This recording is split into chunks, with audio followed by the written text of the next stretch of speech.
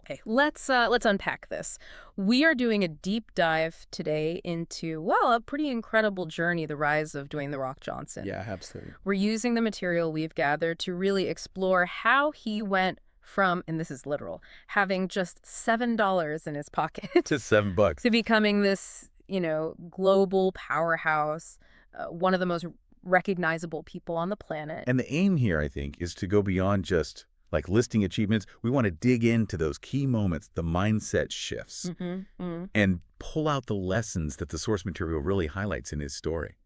Because it's such an arc, right? From struggle to, well, massive success. It really is. And some of those starting points, the sources flag, are just, wow. That moment he gets cut from the Canadian Football League, finds himself with literally $7. That's such a specific low point. It's incredibly vivid. And then, okay, he pivots to wrestling, but it wasn't instant stardom. He starts as Rocky Maivia, this, smiling good guy. And people hated him. Right.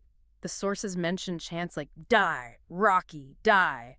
It's wild to think about that now. It really is. And it's fascinating how the material frames those moments. The CFL cut, the wrestling hate, not as failures exactly, but as these absolutely crucial turning points. Okay. So we're going to trace themes like resilience, which obviously comes out of that authenticity, the work ethic he's famous for, and even vulnerability, actually, all through what the sources tell us about his experiences. So let's start there. That rock bottom moment you mentioned, cut from the CFL, $7. What was that like, according to the material? What happened right after? Well, it paints a picture of just sheer uncertainty. He's quoted thinking, no money, no plan, no clue, just lost. Yeah. But the sources also pivot pretty quickly to his dad's influence, Rocky Johnson, the wrestler. Right. And this core lesson he learned early on. You get knocked down, okay, but you always get back up. You keep moving. So that's $7. It wasn't just about being broke. It forced a choice. How was he going to react? And that choice, it led him to WWE. But like we said, the sources are clear. It wasn't smooth sailing there either. That whole Rocky Maivia thing was, rough. How did he go from getting booed out of arenas to becoming the people's champ? What was the shift? It seemed it wasn't just like a gimmick change. Yeah. The sources really emphasized that he felt that Rocky Maivia persona was fake. Forced. Oh, okay. And the audience, they pick up on that stuff. They sensed it wasn't real. Yeah, they do. So he did something pretty gutsy. He leaned into who he really was. The sources talk about the cockiness, the humor, that sort of third-person talking. Hey, eyebrow. The eyebrow, exactly. All the stuff that was him off camera. And the material points to that embrace of authenticity, shedding the persona that they thought he should have. Right. And just becoming The Rock. That seems to be the moment everything changed. It wasn't just the name. It was him aligning with his actual personality. And as he apparently puts it, authenticity wins. Authenticity winning.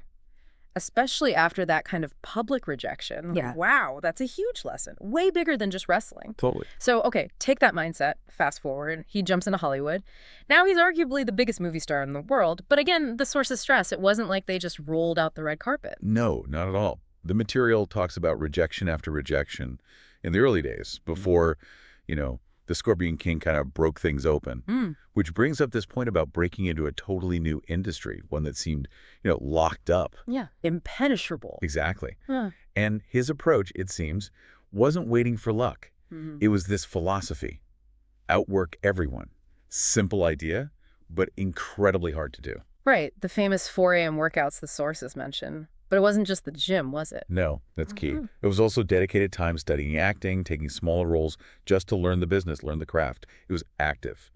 Relentless preparation, sort of behind the curtain, even when things weren't clicking publicly yet. Active preparation. I like that. Yeah.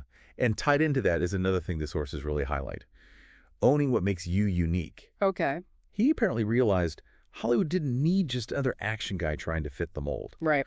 What they needed, what he could offer was, him. Dwayne Johnson, The Rock. His specific energy, his background, his whole vibe. Yeah. The advice he gives in the material is pretty direct. Stay hungry, stay humble, and own your uniqueness.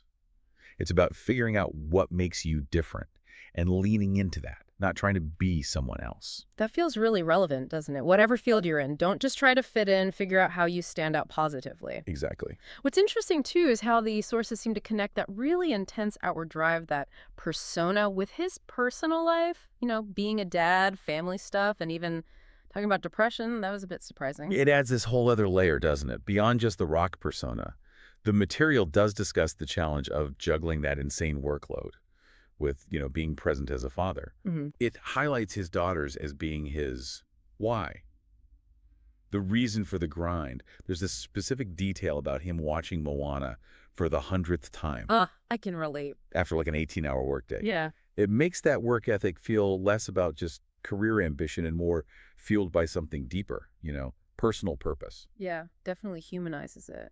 And his willingness to be vulnerable, to talk about depression, like the sources mention, for someone whose whole image is built on strength, that feels significant. It's really insightful, I think. He talks about feeling for years like he couldn't show weakness, that The Rock had to be invincible, always strong. But the sources suggest that by choosing to open up about depression, he didn't just maybe help other people. He actually found a different kind of strength in that vulnerability. Yeah, it's powerful. It really challenges that old school definition of strength, And it links back to authenticity. Yet being truly authentic means showing the whole picture, the struggles included. It really grounds the icon, doesn't it? Makes him relatable, despite the massive fame. So looking forward, what do the sources say about his perspective now? Legacy, maybe. He's conquered wrestling, Hollywood, business. What's the focus? Well, according to him in the material, they're just getting started, which, okay, sounds ambitious. Right. But it seems to me more projects, sure, but also he emphasizes more impact. Yeah. His stated goal now is using his platform to inspire people, and he specifically ties it back to where he started. The $7. Exactly. The message being, if a kid with $7 can do it, so can you.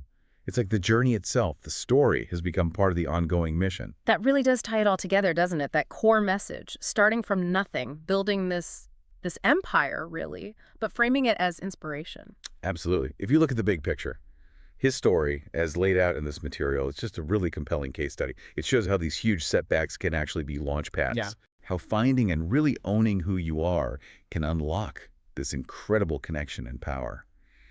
And how just sheer effort, combined with knowing your why, can lead to, well, extraordinary things. So what does this all mean for you listening? We've talked through, based on the sources, that resilience after the big hits, the $7, the wrestling backlash.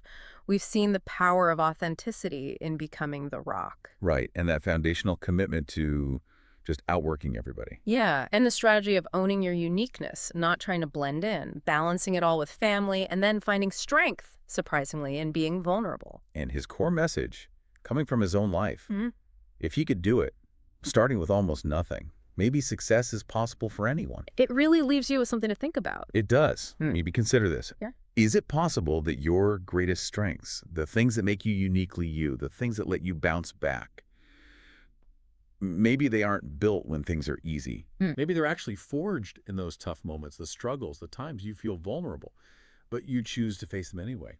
So the question becomes, how can you lean more into your own authentic self?